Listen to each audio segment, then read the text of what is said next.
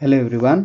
हामी चाहिँ क्लास 10 को साइन्स को इलेक्ट्रिसिटी एन्ड म्याग्नेटिजम भन्ने च्याप्टरको सर्ट क्वेशन्सहरू हेरिरहेका छौँ र त्यसमा इफेक्ट्स अफ करेन्ट इलेक्ट्रिसिटी को हेरिरहेका थियौँ। अघिल्लो भिडियो हाम्रो पार्ट 1 थियो, केही क्वेशन्सहरू गराएको थियौँ। यो हाम्रो त्यसकै पार्ट 2 हो। Let's start. के छ त पहिलो question, why is tungsten metal not used in heater भनेर सोधिरहेछ।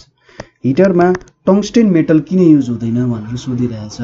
अब टंगस्टेनको प्रपर्टी के छ भन्दाखेरि टंगस्टेन चाहिँ अक्सिजनसँग रियाक्ट हुन सक्छ है। के हुन्छ त टंगस्टेन अक्सिजनसँग रियाक्ट हुन सक्छ र ड्यामेज हुन सक्छ। त्यो भएर के हुन्छ त यसलाई चाहिँ हिटरमा युज गर्न सकिँदैन। सो टंगस्टेन reacts with oxygen है।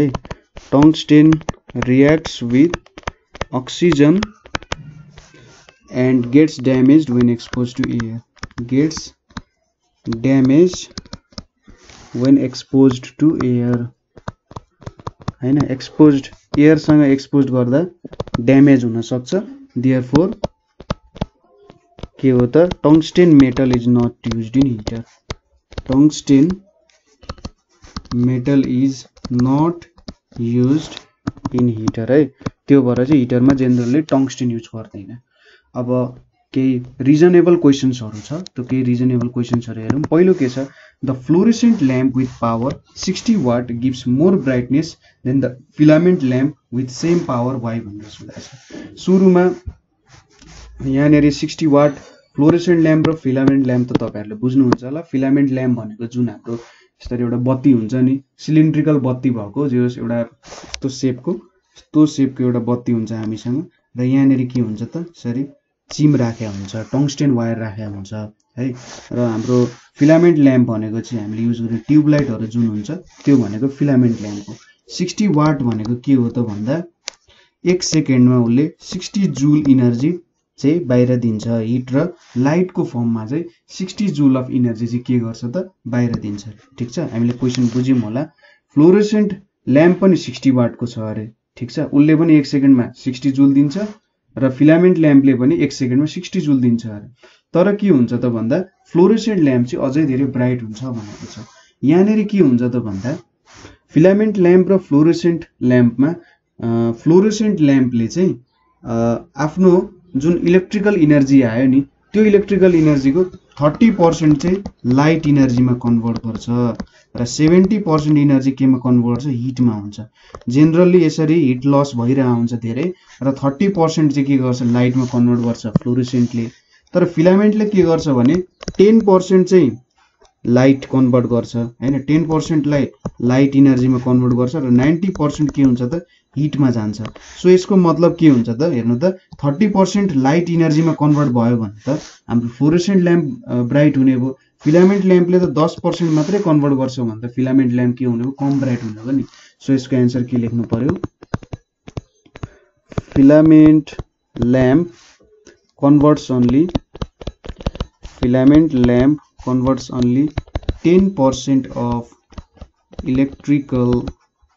10% of electrical energy into light energy है।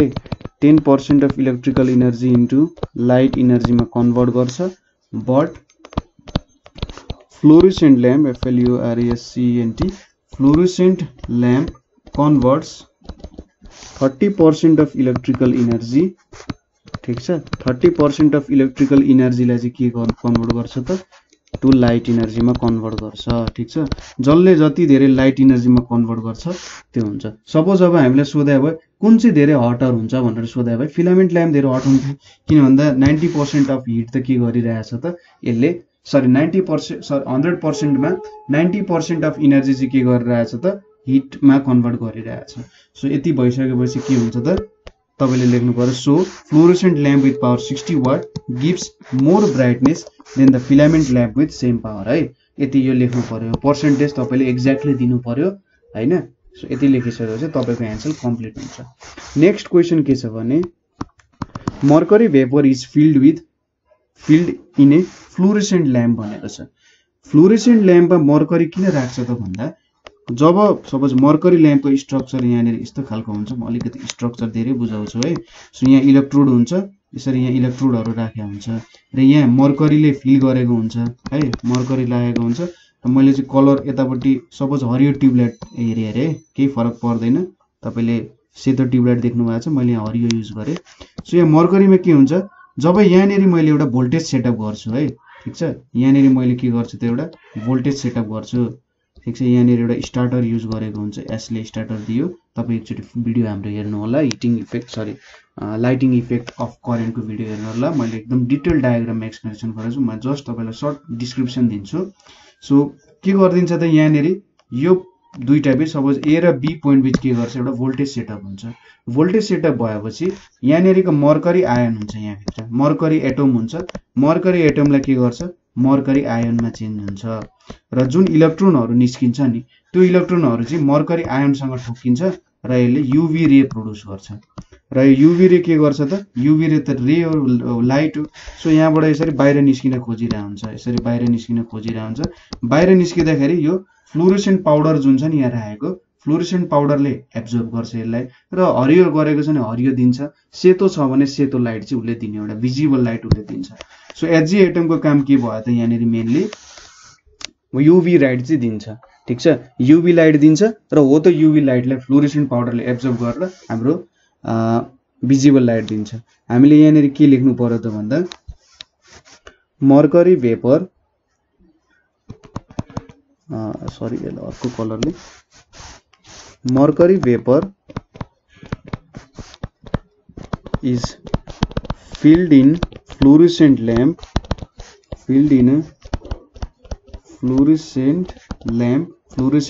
राखिएको हुन्छ in order to produce के त in order to produce के प्रोड्युस गर्न UV rays, ठीक छ, अल्ट्राभायोलेट रेडिएसन प्रोड्युस गर्न।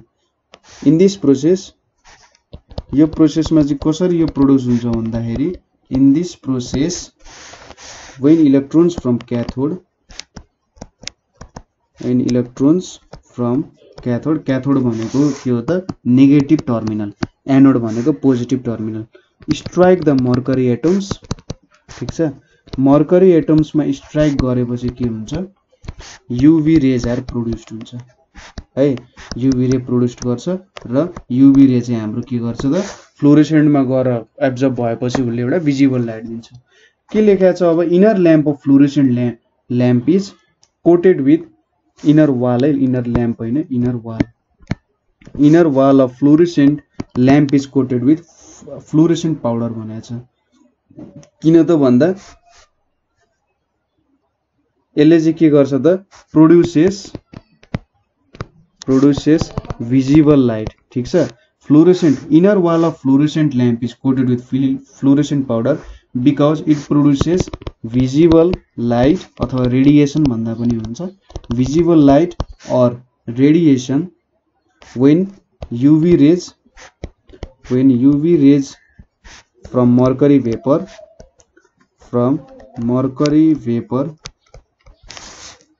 strike the fluorescent powder, strike or gets absorbed by fluorescent powder, ठीक छ। के गर्ने रहेछ त जब फ्लोरोसेन्ट पाउडरले यो मर्करीबाट निक्लेको युभी रेलाई एब्जर्ब गर्छ अथवा त्यहाँनेरि स्ट्राइक गर्छ त्यति बेला के भन्छ त हाम्रो भिजिबल लाइट प्रोड्युस हुन्छ, बुझ्नुभयो। अब inert gases are filled in filament lamp. किन इनर्ट ग्यासेसहरु राखिन्छ त भन्दाखेरि यहाँनेरि चाहिँ भेपोराइजेसन नहोस् भनेर, भेपोराइजेसन अफ फिलामेन्ट नहोस्, ठीक छ। के हुन्छ त फिलामेन्ट चाहिँ त्यहाँनेरि हामीले अक्सिजनहरु रिएक्टिभ ग्यासेसहरु राख्यौं भने फिलामेन्टहरु चाहिँ जुन टंगस्टेन फिलामेन्टले बनेको हुन्छ, टंगस्टेन फिलामेन्टले चाहिँ के गर्न सक्छ रिएक्सन गर्न सक्छ, रिएक्सन गरेर एकदमै ज्यादा हिट प्रोड्युस भएर एक्सपान्ड हुन सक्छ के त्यहाँ यो बल्बमा चाहिँ एक्सपान्सन हुन सक्छ त ग्यासको एक्सपान्सन आएर के हुन्छ त यहाँनेरि बल्बले ब्लास्ट हुन सक्छ। सो फिलामेन्टको भेपोराइजेसन नहोस् भनेर के हुन्छ त इनर्ट ग्यास राखिन्छ। त्यसैगरी अर्को भनेको to keep in check temperature of filament, फिलामेन्टको टेम्परेचर चेक गर्न पनि के हुन्छ त इनर्ट ग्यासेसहरु राखेको हुन्छ। अब इनर्ट ग्यासेसहरुको एक्जाम्पल भनेको जेनरली नाइट्रोजन युज भइरहेको हुन्छ है, अनि त्यसैगरी आर्गन, आर्गन युज हुन्छ एजी सिल्भर आर्गनको त एआर होला है आर्गनको एआर अनि नियोन युज भइरहेको हुन्छ सो यस्तो खालको चाहिँ हाम्रो एटमहरु अथवा यस्तो खालको ग्यासेसहरु चाहिँ युज भइरहेको हुन्छ अर्को क्वेशन के छ भने nichrome wire is used as heating element भनेको छ किन त भन्दा पहिलो कुरा यसको एकदमै हाई रेजिस्टिभिटी हुन्छ ठीक छ के हुने रहेछ त हाई रेजिस्टिभिटी धेरै रेजिस्टिभिटी भयो भने के गर्छ त हाम्रो जुन इलेक्ट्रोनहरु फ्लो भइरहेछ त्यसको एनर्जी लिन सक्छ ठीक छ जति धेरै रेजिस्टिभिटी भयो यसको एनर्जीको इलेक्ट्रोनको एनर्जी त्यति धेरै लिन्छ र जति धेरै एनर्जी अब्जर्भ गर्छ त्यति धेरै हिट हुने हो सो हाई रेजिस्टिभिटी हुन्छ त्यसैगरी हाई मेल्टिङ पोइन्ट पनि हुन्छ धेरै हिट भयो भने पनि के हुन्छ त यो चाहिँ मेल्ट हुन सक्दैन र एयर को एलिमेन्टहरुसँग पनि अर्को एक्स्ट्रा पोइन्ट भनेको के लेख्न सकिन्छ त भन्दा एयर सँग पनि कम रिएक्टिभ हुन्छ हतपत रिएक्ट गर्दैन यसले ठीक छ नाइक्रोम वायरहरुले हतपत रिएक्ट गर्दैन अब next question fluorescent lamp is also called mercury lamp भनेको छ किन भन्दा mercury vapor is used in fluorescent lamp है mercury vapor is used in fluorescent lamp so it is also called के त mercury lamp भनेर भन्न सकिन्छ ठीक छ यसलाई चाहिँ त्यही भएर mercury lamp पनि भनिन्छ अब अर्को क्वेशन छ बुझ्नु भयो होला यहाँको क्वेशनहरु यो चाहिँ हाम्रो लाइटिङ इफेक्ट को इम्पोर्टेन्ट सर्ट क्वेशन्स अथवा रिजनेबल क्वेशन्सहरु थियो है अब व्हाट इज इलेक्ट्रोम्याग्नेटिक इन्डक्सन भनेर भनेको छ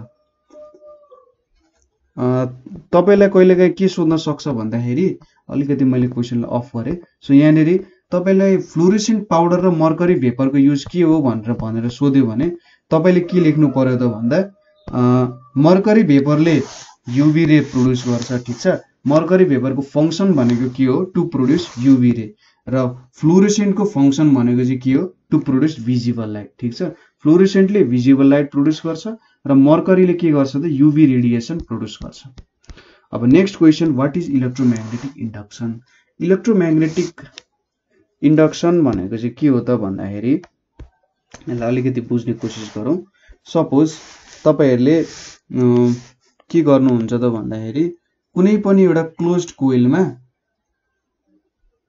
के गर्नु अरे भो त भन्दा एउटा कोइल छ अरे है यसरी एउटा कोइल मैले बनाए अरे र यो कोइलमा के हुन्छ त मैले इलेक्ट्रिसिटी पास गरे अरे जब मैले इलेक्ट्रिसिटी पास गर्छु यहाँनेरि म्याग्नेटिक फिल्ड प्रोड्युस हुन्छ अभियस कुरा हो त्यो हामीले धेरै अगाडिको क्वेशनमा डिस्कस गरिसक्यौ सो कुनै पनि सोलेनोइड अथवा कोइल छ भने त्यहाँनेरि मैले करेन्ट पास गरे भने के हुन्छ त यसले मलाई म्याग्नेटिक फिल्ड दिन्छ है अब यो म्याग्नेटिक फिल्ड छ यहाँनेरि एउटा अब यो म्याग्नेटिक फिल्ड सँग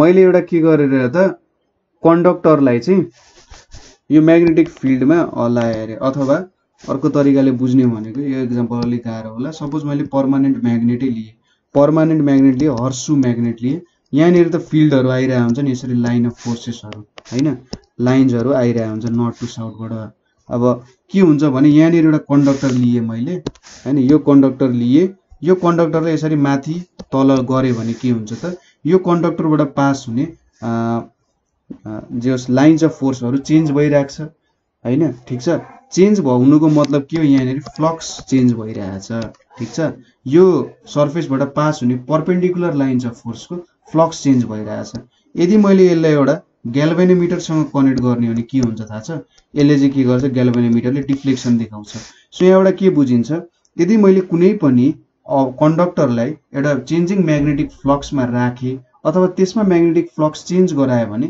यहाँनेरि के देखिने रहेछ त यसमा इलेक्ट्रिक करेन्ट प्रोड्युस हुने रहेछ ठीक छ कुनै पनि एउटा कन्डक्टरलाई म्याग्नेटिक फ्लक्स त्यसमा चेन्ज गराए ठीक छ कुनै पनि तरिकाले होस् म्याग्नेटिक फ्लक्स चेन्ज गराए भने के हुन्छ त त्यहाँनेरि करेन्ट प्रोड्युस हुन्छ र यो फेनोमेननलाई चाहिँ इलेक्ट्रोम्याग्नेटिक इन्डक्सन भनेर भन्छ र यो फेनोमेना हाम्रो माइकल फ्याराडेले भेट्नु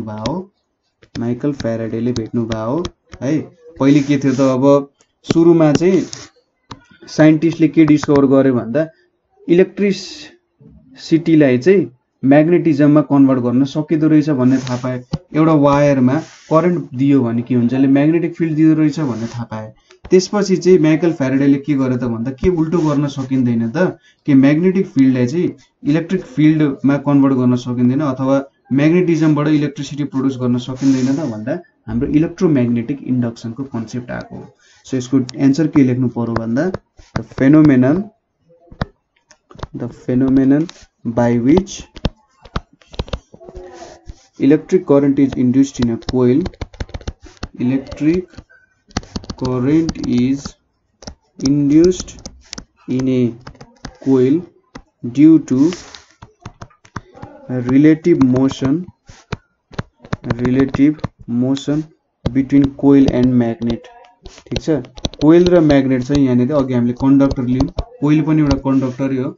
सो कोइल र म्याग्नेट बीच कुनै एउटा पर्मानेन्ट म्याग्नेट बीच रिलेटिभ मोसन हुँदाखेरि इलेक्ट्रिक करेन्ट इन्ड्युस हुन्छ। इन्ड्युस हुनु भनेको प्रोड्युस हुन्छ भने त्यसलाई चाहिँ के भन्छ, is called electromagnetic induction.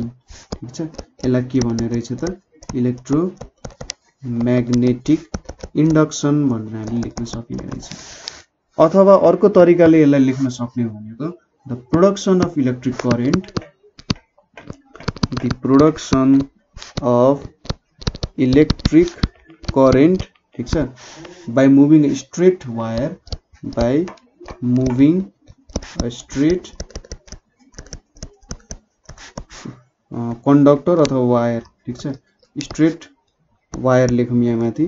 Straight wire भनेको कन्डक्टर हो। In a magnetic field, in a magnetic field is called, के भन्छ त यसलाई, इलेक्ट्रोम्याग्नेटिक इन्डक्सन भन्छ है। यसलाई के भन्ने रहेछ त, इलेक्ट्रोम्याग्नेटिक इन्डक्सन भनेर डिस्क्राइब गरिन्छ। अब नेक्स्ट क्वेसन हेरौँ के छ त भन्दा, म्याग्नेटिक फ्लक्स भनेको के हो, इन्ड्युस्ड करेन्ट भनेको के हो र इन्ड्युस्ड इएमएफ भनेको के हो। सो सुरुमा म्याग्नेटिक फ्लक्स भनेको के हो हेरौँ। म्याग्नेटिक फ्लक्स, सो हामीले के भन्दै थियौँ भन्दा कुनै पनि एउटा म्याग्नेट छ भने यसले चाहिँ के गर्छ त, यसरी म्याग्नेटिक लाइन्स अफ फोर्सहरू जेनेरेट गर्छ है। म्याग्नेटिक लाइन्स अफ फोर्सहरू जेनेरेट गर्छ र यो एक अर्कासँग इन्टरेक्सन भइरहेको हुँदैन अथवा इन्टरसेक्ट हुँदैनन् भन्न खोजेको हो। र बाहिरबाट चाहिँ एक्सटर्नल्ली नर्थ टु साउथ जान्छ, इन्टरनललाई चाहिँ साउथ टु नर्थ गइरहेको हुन्छ। त्यसैले यसले एउटा क्लोज लुप फर्म गरिरहेको हुन्छ। त्यति कुरा हामीलाई थाहा छ। अब सपोज मैले एउटा म्याग्नेट लिएँ यसरी, यो मेरो नर्थ भयो, यो मेरो साउथ भयो। यहाँबाट के हुन्छ त, लाइन्सहरू के हुन्छ, निक्लिरहेको हुन्छ है। यसरी म्याग्नेटिक लाइन्स अफ फोर्सहरू निक्लिरहेको हुन्छ। अब सपोज मैले एउटा यसरी एउटा सर्फेस लिएँ अरे। अब यो सर्फेसमा मैले के हेरेँ त भन्दाखेरि, सपोज कतिवटा म्याग्नेटिक लाइन्स अफ फोर्स जुन निक्लेको छ त्यो चाहिँ परपेन्डिकुलर टु द सर्फेस छ भनेर मैले लिएँ अरे है। ठिक छ, यहाँबाट लाइन्स अफ फोर्सहरू निक्लिरहेछ र यो सर्फेसमा पर्छ नि त, यो सर्फेसबाट पास भएर यतापट्टि निक्लिन्छ। अब यसरी निक्लिँदाखेरि कुनले चाहिँ 90 डिग्रीको एङ्गल बनाएर निक्ल्यो त सर्फेससँग भनेर मैले भेटेँ भने त्यो लाइन्स अफ फोर्सहरूले चाहिँ के दिन्छ त मलाई, म्याग्नेटिक फ्लक्स दिन्छ। बुझ्नुभयो। सो म्याग्नेटिक फ्लक्सलाई कसरी डिफाइन गर्न सकियो त भन्दा, म्याग्नेटिक फ्लक्स भनेको चाहिँ number of magnetic lines of force, कतिवटा म्याग्नेटिक लाइन्स अफ फोर्स छ falling on a surface, falling on a surface of a conductor perpendicularly, falling on a surface of a conductor perpendicularly. ठिक छ, परपेन्डिकुलरली चाहिँ कतिवटा lines of force परिरहेछ त त्यो सर्फेसमा भन्नु चाहिँ के हुन्छ, म्याग्नेटिक फ्लक्स हुन्छ। अब इन्ड्युस्ड करेन्ट भनेको के हो त, जुन करेन्ट चाहिँ हाम्रो इलेक्ट्रोम्याग्नेटिक इन्डक्सनमा इन्ड्युस हुन्छ त्यसलाई इन्ड्युस्ड करेन्ट भन्छ। So the current produced in a conductor by electromagnetic induction, ठीक छ, electromagnetic induction is called induced current है। यसलाई चाहिँ के भन्छ त, इन्ड्युस्ड करेन्ट भनेर भनिन्छ। त्यसै गरी थर्डमा के छ, इन्ड्युस्ड इएमएफ भनेर छ। इन्ड्युस्ड इएमएफ भनेको चाहिँ के हो भन्दा, इलेक्ट्रोमोटिभ फोर्स।